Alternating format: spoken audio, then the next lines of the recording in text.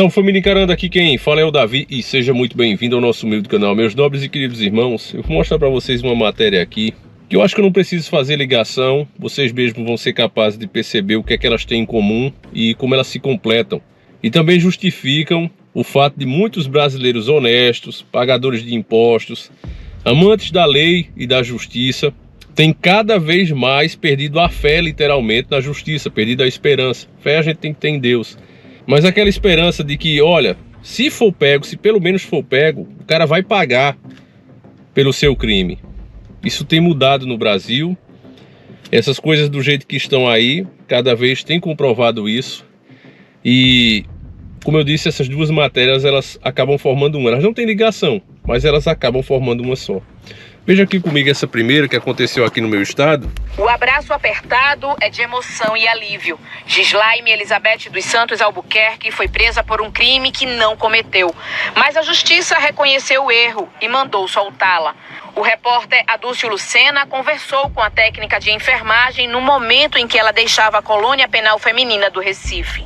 Gislaime, como é reencontrar a família e ter de novo esse abraço? Maravilhoso, você não tem noção. Quando você é injustiçado, isso é muito ruim, triste você ser colocado você viver a vida toda, né, com princípios, em base de princípios, criei meus 3 filhos em base de princípios e vim cair dentro de um presídio. Foram 9 dias atrás das grades, um período que ela quer esquecer. Me arrancaram do meu lar, numa dona de casa, do meu trabalho, que eu estava na minha loja, né? Para me jogar num lugar desse, uma cela pequena, acho que tem uns 12 metros quadrados, com 12 presas, sabe? Um ambiente quente, cheio de barata, escorpião, entendeu?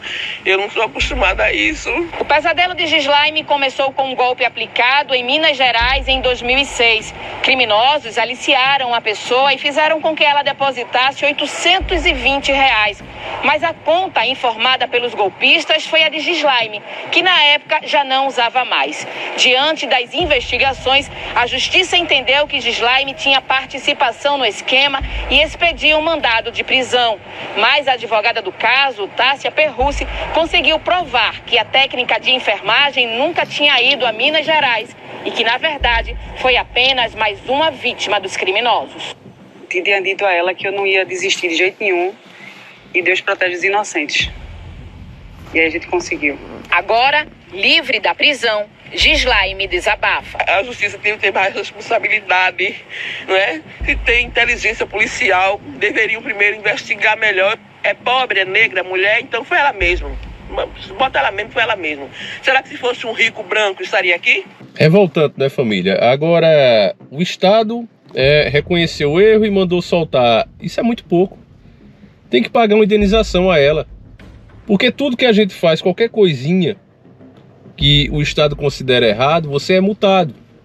Você vai logo perdendo seus bens, tem as suas contas bloqueadas. Agora, quando o Estado faz as cagadas, aí não vai pagar nada, vai ficar por isso mesmo e o tempo que ela passou lá. Isso tem que ser mudado urgentemente.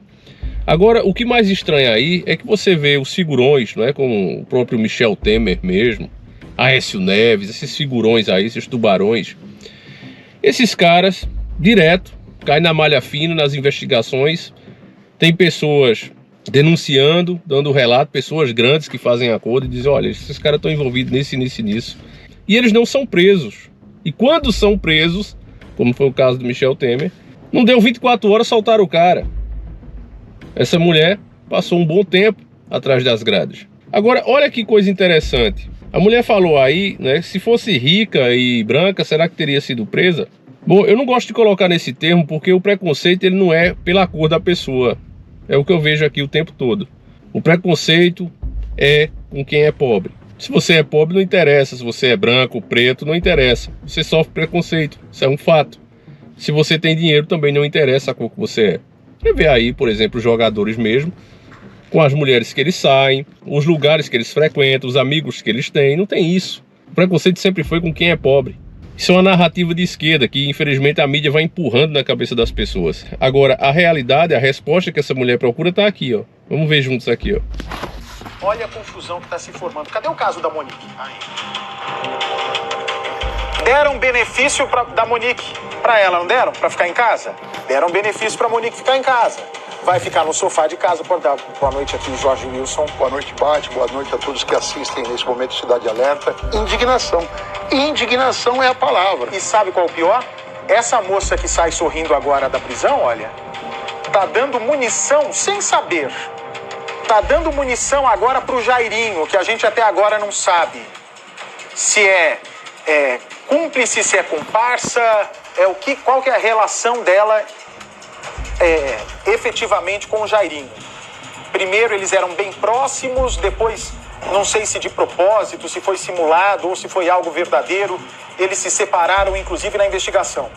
Agora, a defesa do Jairinho está querendo dizer o seguinte para a juíza que soltou a Monique: se ela estava no apartamento, se a justiça acha que ela é tão culpada quanto o médico Dr. Jairinho, o Jairinho também tem que ir para casa responder pelo crime em prisão domiciliar. O que é um absurdo. É lógico que é um absurdo. Bate, agora quando a gente olha as imagens da tranquilidade dela... Ela sorrindo aí, ó. E a gente vê as imagens do garoto, né? A gente vê as imagens dele em vida sorrindo. Ele jamais imaginaria, né, que uma mãe fosse arquitetar, porque pelos indícios que a polícia coloca, mostrou para a justiça, olha, tem todos os indícios que incrimina a mãe também, e ela sai agora com um sorriso no rosto. Isso é muito triste. Vamos ver a reportagem. Monique chegou à central de alternativas penais no Estácio de carro e foi direto colocar a tornozeleira eletrônica. Tá aliviada de ter saído da cadeia, Monique? Monique? Meia hora depois, ela deixou o local com um sorriso no rosto e o acessório que deve usar pelos próximos meses. Pode ser à vontade, pô. Assassina! Algumas pessoas que estão por aqui gritaram assassina, assassina. Ela entrou no carro, cabeça baixa, não falou com ninguém. O advogado também não. Monique Medeiros está em prisão domiciliar, mas não vai poder retornar às antigas residências. A juíza que concedeu a medida cautelar determinou que ela vá para um endereço desconhecido. Monique também está proibida de ter contato com qualquer pessoa, a não ser advogados e familiares, e não vai poder ter acesso às redes sociais. Monique deixou o complexo penitenciário de Jericinó ainda na noite de terça-feira, depois da juíza Elizabeth Machado Louro ter convertido a prisão preventiva em domiciliar. Na decisão, a magistrada considera que há preocupação com as ameaças sofridas por Monique na cadeia e que mantê-la na prisão não favorece a garantia da ordem pública. O ex-companheiro de Monique, o ex-vereador Jairo Souza Santos Júnior, conhecido como Dr. Jairinho, permanece preso. O Ministério Público irá recorrer à decisão da Justiça. Monique e Jairo foram presos em 8 de abril do ano passado, acusados pela morte de Henri Borel. O menino, de apenas 4 anos, morreu um mês antes, em 8 de março. Henri e a mãe estavam morando no apartamento do ex-vereador em Jacarepaguá desde janeiro. E em 2 meses, Henri teria sido agredido pelo padrasto outras vezes, segundo a polícia e o Ministério Público. Monique foi denunciada por homicídio triplamente qualificado, omissão, falsidade ideológica e coação de testemunha. Para o pai de Henri, a decisão da justiça significa uma afronta à memória do filho e reforça a sensação de impunidade. Eu e o Brasil inteiro choramos com essa decisão. Nós vamos recorrer. Meus advogados também estamos alinhados com o assistente de acusação. Vamos, pelos meios legais, com força máxima. Eu, como pai, como cidadão, como quem paga meus impostos, como é que eu vou falar que todo assassino agora que possa estar sendo sofrendo acusações dentro da cadeia, eles podem ser soltos? Tá aí a resposta. Não. Se ela tivesse dinheiro, se ela tivesse recurso, ela nem sequer tinha sido indiciada. Esse caso aí, desde o começo, está claro para mim que a mãe está tão envolvida como o próprio cretino, né, que tirou a vida do menino. E fica evidente, você até olhando para ela, os atos dela, tudo que aconteceu, que a mídia tem noticiado, a gente vê que ela via o próprio filho como um estorvo e não estava nem aí para o que acontecesse com ele. Essas pessoas não têm coração, são cegas pela ganância e o tipo de mulher que ela é, vê o filho realmente como uma bagagem pesada que pode ser descartada, por que não? Na mente desse tipo de gente, eles pensam, filho, eu faço outro. É muita maldade, meus irmãos, é muita canalice. E no caso de uma juíza, né, que dá uma desculpa esfarrapada dessa, eu acho que a mídia deveria expor. Olha, essa é a juíza, fulana de tal, para que a sociedade saiba que tipo de juiz a gente tem. Porque eu não estou dizendo que é o caso dela, mas você tem denúncias aí de senador, de pessoas influentes.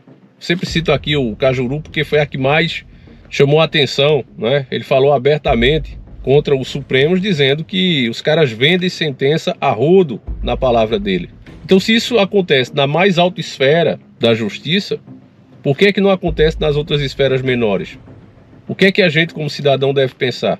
Ainda mais vendo uma juíza indo contra toda a vontade pública, que ela sabe muito bem, tanto é que tem um esquema de segurança dentro e fora dos presídios para garantir a segurança dela e do Jairo, porque se deixar os presos lá ou a população na rua ter acesso aos dois, eles não passam uma hora vivo. Eles não passam. Se disser ao povo aqui, olha, está aí, a gente não vai fazer nada. Eles não passam uma hora com vida. Então a juíza sabe que a população brasileira quer os dois atrás das grades, quer uma pena pesada, para que pelo menos a gente finja, né, que esse sistema ainda funciona. E aí, o que você tem de resultado é isso, meu irmão. E eu pergunto, e aí? O que é que você pensa, meu irmão? Dá para confiar na justiça?